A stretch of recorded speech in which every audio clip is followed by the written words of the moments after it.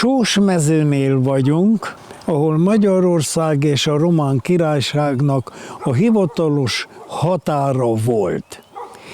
A magyar törvénytárba elolvastam az akkor megjelent törvényt, ahol a románok és a magyarok közötti egység, a határ, a két ország közötti határ megállapításánál azt mondták a románok, hogy legyen ott a határ, ahol a szomszédos telkeknek, településeknek a tulajdonjoga véget ér. Velünk szembe a Kárpátok mellékgerincéről folyik a Csernika pataka, beleömlik az Ojtoz vizébe, szembe jön még egy patak, alig van vize, ezt a két patakot követi a határ egészen ki a szemben lévő tetőig. S onnat aztán megy a hegygerincen fel egészen a Nagynemeréig, Nagy Sándor, Nagynemere, Kisnemere, és Kisnemere után ereszkedik be a hivatalos határ Úzvölgye végébe a román-magyar határ. Ezért ez egy történelmi emlékhely, amit 1968-ban a megyésítés alkalmával az akkori földrajzi felosztás szerint elcsatoltak.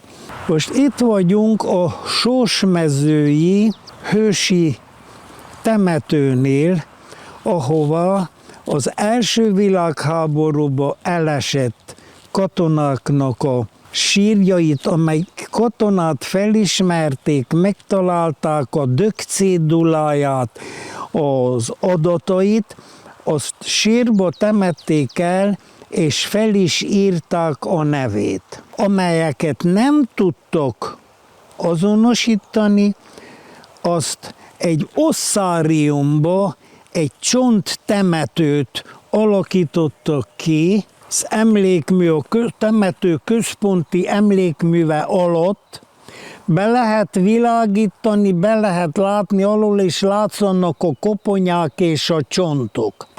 A temetőnek ez a része, ami most felőlünk van, tehát keleti része, ezt sokkal később népesítették be, idézőjellel mondom. A 30-as években, amikor a román adminisztráció nagyon felerősödött, akkor Bukarestben alakult egy olyan egyesület, amelyik a világháborús hősök emlékműveit tette rendbe, restaurálta.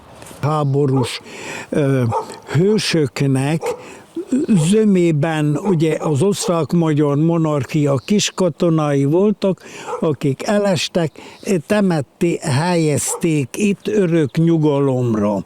Több helyen a két világháború között megpróbálták kitörülni ezeknek az osztrák-magyar katonáknak a nevét, egyáltalán a feliratot is.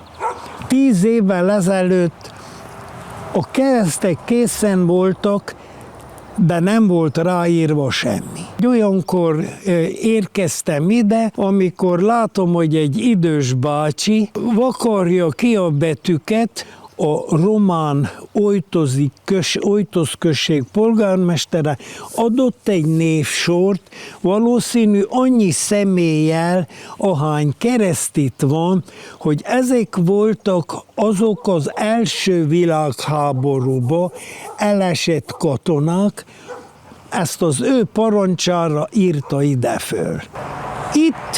Itt, ahol most mi állunk, itt alakították ki a később